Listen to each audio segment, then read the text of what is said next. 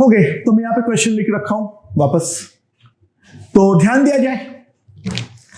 At equilibrium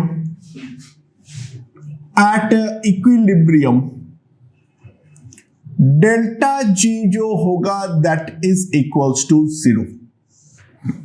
तो मैं क्या करता हूं, यहां पर वापस एक साइकिल बनाने का ट्राई करता हूं। ध्यान देना, क्या है मेरे पास, a solid 1 ATM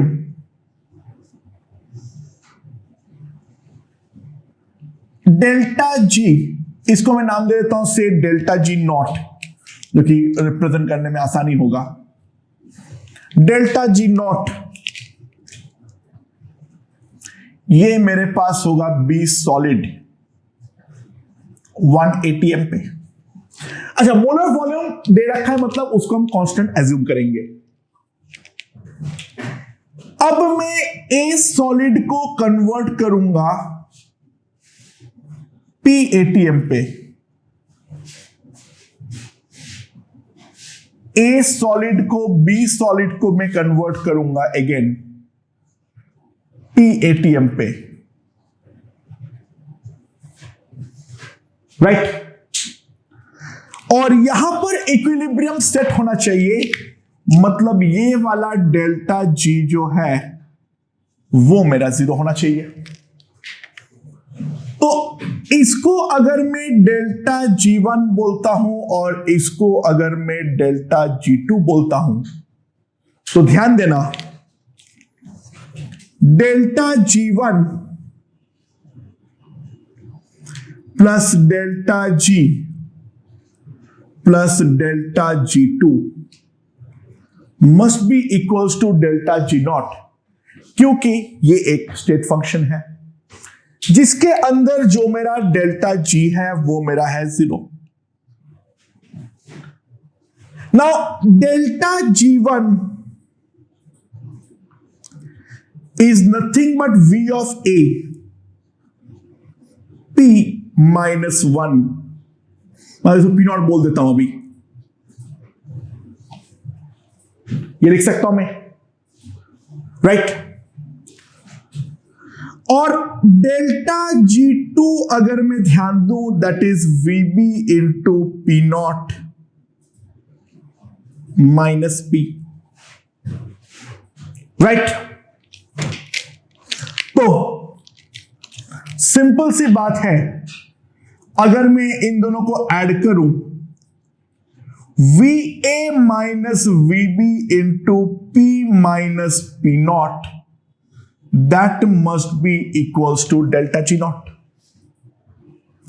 now VA minus VB, VA कितना है, ऑब्वियसली पर मोल को लेके बातचीत हो रहा है तो मैं एक ही मोल लूंगा, और एक मोल का वॉल्यूम दे रखा है 12 ml, तो 12 ml minus 10 ml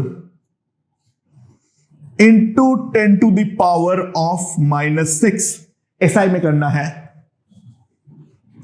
P minus P naught is equals to 20 into 10 to the power 3, ये दे रखा था initially.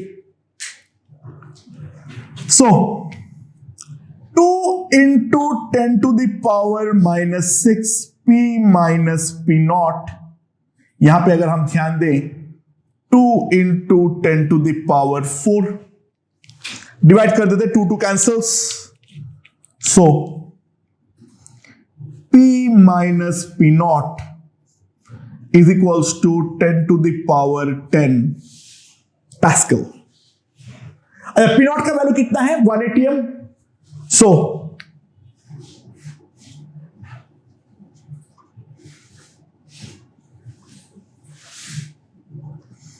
P equals to 10 to the power 10 plus 10 to the power 5 Pascal, that is approximately 10 to the power 10 Pascal, that is approximately 10 to the power 5 ATM। ऐसे क्वेश्चनों में हमेशा एक चीज ध्यान रखना, जो मेन तरीका होता है वो ये वाला साइकिल बना पाना। एक बार ये साइकिल अगर हम बना लेते हैं तो इन दैट केस हम आसानी से कोई भी क्वेश्चन को सॉल्व कर सकते हैं। जैसे कि एक क्वेश्चन हम और देखते हैं।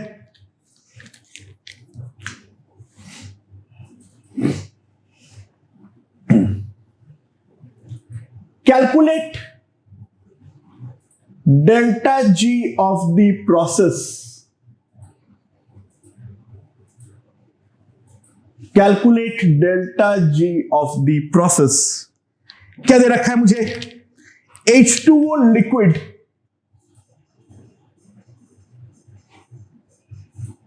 1 atm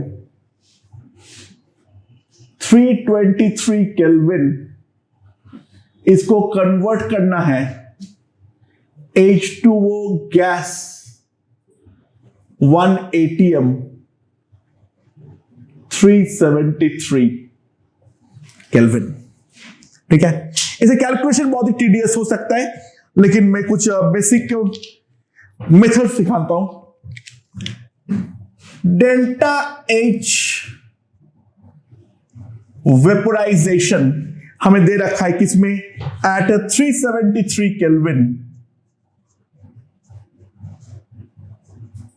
is equals to 41 kilo joule per mole. ये दे रखा है, राइट। हमें और एक चीज दे रखा है, वो है Cp H2O liquid, and that is given to be equal to 75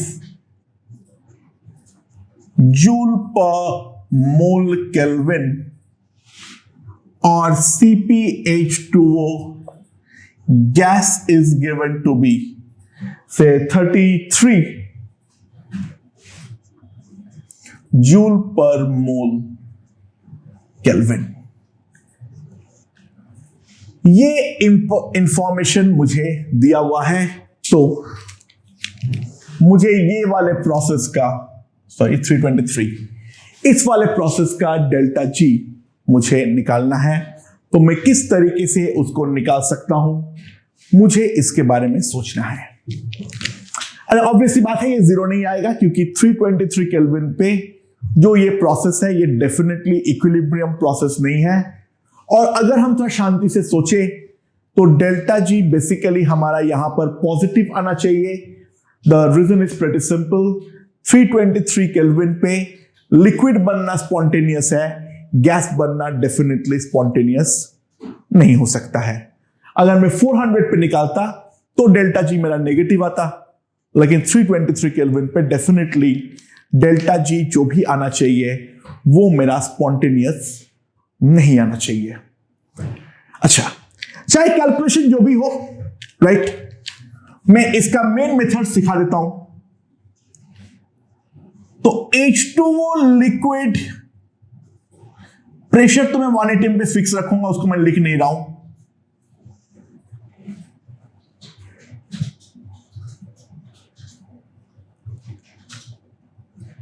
right, मुझे सब कुछ मालूम है किस पर? 373 पर। तो H2O liquid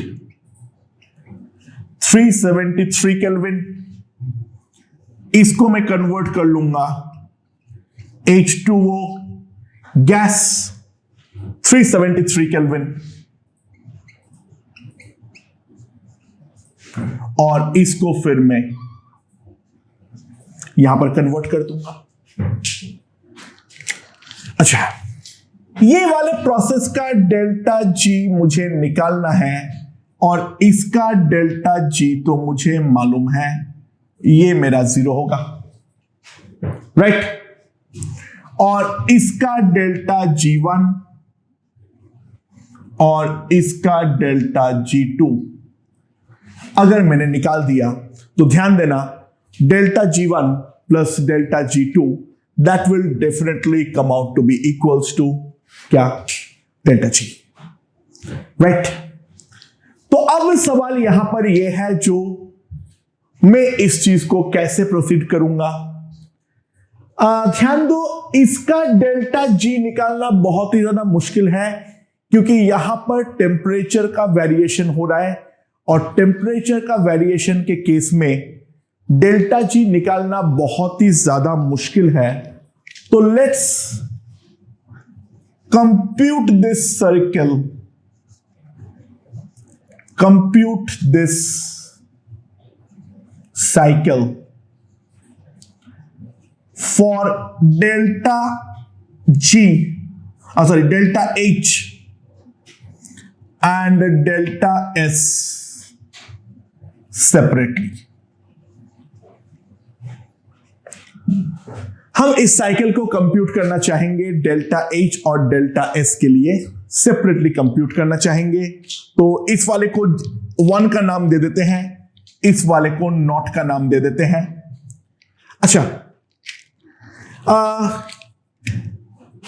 delta H can I say that is equals to delta H1 plus delta H0 plus delta H2। ये मेरे पास डेल्टा H आ जाएगा। नाउ डेल्टा H0 तो दे रखा है जो भी वैल्यू है। डेल्टा H1 क्या आएगा? n तो 1 है मेरे पास, that will be simply CPL into delta T, that is 50, and delta H2 will be simply minus CPG into delta T, क्योंकि हमारा टेम्परेचर यहां पर कम हो रहा है। तो डेल्टा H मेरे पास सिंपली आ जाएगा delta H0 plus CPL minus CPG into delta T। अब यहां पे सिर्फ वैल्यू पुट करने की देर है। एक बार मैं वैल्यू पुट कर दूंगा तो मेरे पास इसका डेल्टा H का वैल्यू आ जाएगी। वैल्यू पुट करने का तकलीफ हम नहीं उठा रहे यहां पर, राइट। सिमिलरली डेल्टा S इस स्टेप का मैं लिख सकता हूं delta S1 plus delta S0 plus delta S2। Now इसको अगर मैं लिखूं डेल्टा S1 क्या आएगा? CPL integral dt by T from T1 to T2, right? This is delta H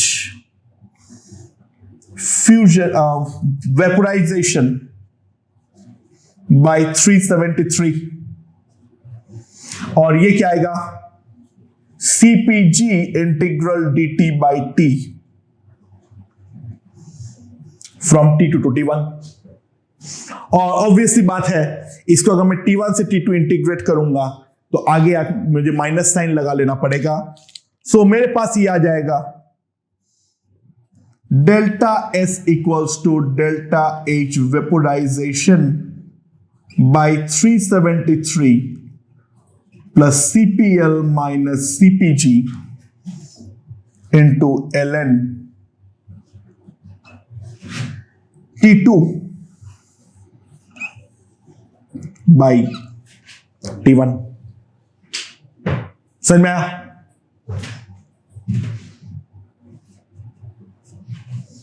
ये मेरा 1 हो गया, ये मेरा 2 हो गया। अब सब कुछ नोट है, यहां पर ध्यान देना। मुझे इस स्टेप का क्या मालूम है? डेल्टा H मालूम है। इस स्टेप का मुझे क्या मालूम है? डेल्टा S मालूम है। Now temperature is constant at 323 kelvin.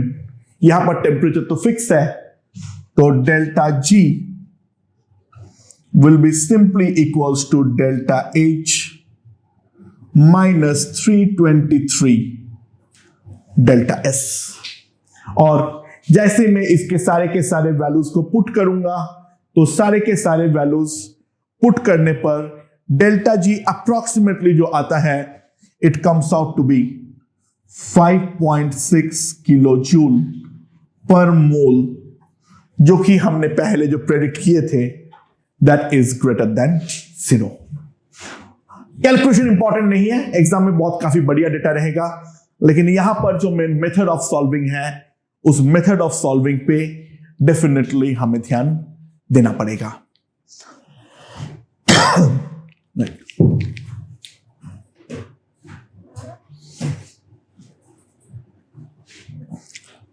Now ध्यान दो, अब हम लोग अगला एक इंपॉर्टेंट क्वेश्चन पे जाते हैं। उसमें क्या बोला है,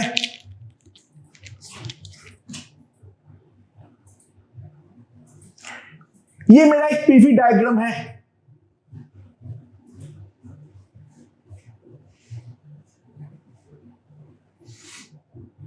ये मेरा एक पीवी डायग्राम है, राइट। मुझे यहां पर क्या है, इसको P1 V1 T से P2 V2 T पर लेकर जा रहा हूं वाया एन एक्सपांशन। तो सवाल यहां पर यह है, मैं अगर इस एक्सपांशन को करवा रहा हूं, अगर P1 V1 T से इसको मैं एक्सपांड करवा के फाइनली ले जा रहा हूं P2 V2 T पर, तो इसका क्वेश्चन यह है, पहला maximum mass that can be lifted to height h। मैं मैक्सिमम कितना मास को हाइट h पर राइज करवा सकता हूं ये वाले एक्सपांशन प्रोसेस के दौरान। तो सबसे पहला सवाल तो यहां पर यह आने वाला है। अच्छा ध्यान दो, अगर प्रोसेस को मैं रिवर्सिबली करवाता हूं, अगर प्रोसेस को मैं रिवर्सिबली करवाता हूं तो ऑब्वियस सी बात है, यहां पर सिस्टम के पास कोई फ्री एनर्जी नहीं बचेगी, क्योंकि सिस्टम और सराउंडिंग में हमेशा इक्विलिब्रियम में ही रहेगा। तो अगर मुझे सिस्टम के अंदर का फ्री एनर्जी बचानी हो तो डेफिनेटली बात यह है, जो मुझे यहां पर सबसे ज्यादा बचाने के लिए मुझे इसको सिंगल स्टेप आइसोथर्मल एक्सपांशन के थ्रू ही आगे प्रोसीड करना पड़ेगा। तो this is single step isothermal expansion, right. अच्छा, कुछ दे नहीं रखा है, कांस्टेंट एक्सटर्नल प्रेशर जो है वो मैं डेफिनेटली यहां पर P2 ही लेने वाला हूं, मैं डेफिनेटली इसको P2 ही लेने वाला हूं। तो अब यहां पर हम किस तरीके से निकालेंगे, पहले उस बारे में हमें सोचना पड़ेगा, राइट। ओके, ये सिंगल स्टेप आइसोथर्मल प्रोसेस है, पहले एक बात को हम ढंग से समझ ले, राइट। अच्छा, डेल्टा W क्या होगा, मैं फिजिक्स वाला कन्वेंशन को अगर यूज कर लूं तो डेल्टा W क्या होगा, P2 इंटू डेल्टा V, तो that is P2 into V2 minus V1, right. तो सिंपल सी बात है, जो ये डेल्टा W होगा वो होगा nRT 1 minus P2 upon P1। और ध्यान देना, ये जो वर्क है यही मुझे ट्रांसफर कर देना पड़ेगा as it is to that mass small m। तो सिंपल सी बात है, this must be equals to m1 gh। तो m1 जो आएगा that will be nRT by gh 1 minus P2 upon P1। So that is the maximum mass that can be lifted to height h। Now दूसरा question, if it is to be compressed back to initial state. If it is to be compressed back to initial state, what must be the minimum mass lowered to height h? तो obvious सी बात है, यहां पर अगर हम ध्यान दें,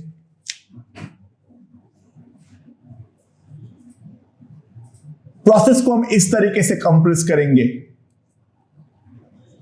और यहां पर जो अब मेरा एक्सटर्नल प्रेशर होगा that will be equals to P1। तो यहां पर जो मॉड ऑफ डेल्टा W होगा that will be P1 into nRT by P2, nRT by P1 का मॉड, राइट। अब मुझे मैग्नीट्यूड ऑफ वर्क चाहिए, ठीक है। ऑब्वियसली ये वाला वर्क नेगेटिव आएगा। I am just computing the magnitude of work, that is nRT into P1 by P2 minus 1, right. It will be P1 by P2 minus 1। तो ये मेरे पास क्या आ जाएगा, and that is the minimum mass that has to be lowered। तो M2 मेरे पास आ जाएगा nRT by GH P1 by P2 minus 1। Okay, and now the last part, calculate the total mass that can be raised in one cycle. और obviously बात है, M1 जो है उतने से मैं राइज कर पा रहा हूं और M2 को लोअर करना पड़ रहा है। तो एक साइकिल में जो मेरा नेट डेल्टा M होगा that will be simply M1 minus M2। तो दैट विल बी nRT, कितना आएगा, 2 minus P2 by P1 minus P1 by P2। तो ध्यान देना, अगर मैं इसको कंप्यूट करूं तो कितना आ जाएगा मेरे पास, this will be nRT by GH, यहां पे आ जाएगा P1 P2।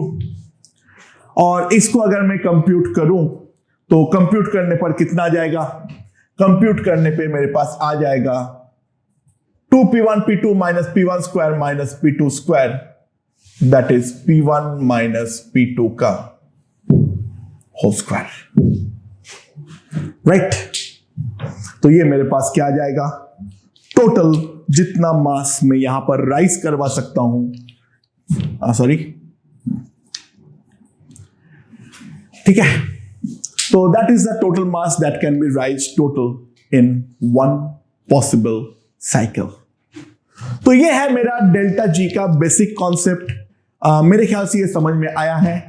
एंड इसके अलावा डेल्टा जी को केमिस्ट्री में और कैसे हम इस्तेमाल करते हैं उसके बारे में थोड़ा सा बातचीत और बाकी है, लेकिन मेन जो उसके प्रॉब्लम के प्रोफाइल्स है वो हम लोगों ने यहां पर डेफिनेटली सॉल्व कर चुके हैं।